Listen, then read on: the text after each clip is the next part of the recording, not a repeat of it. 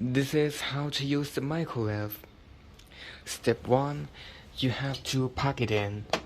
And don't forget that your hand is not wet. It will be dangerous.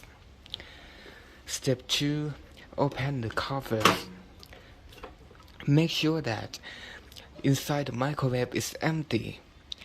And then you put the something else you want to heat up.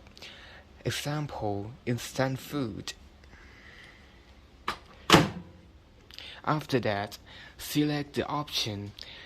It has 6 options: low, default, medium low, medium high, and high. I will choose medium. And then set the time. I will set at 5 minutes. And wait until it's finished.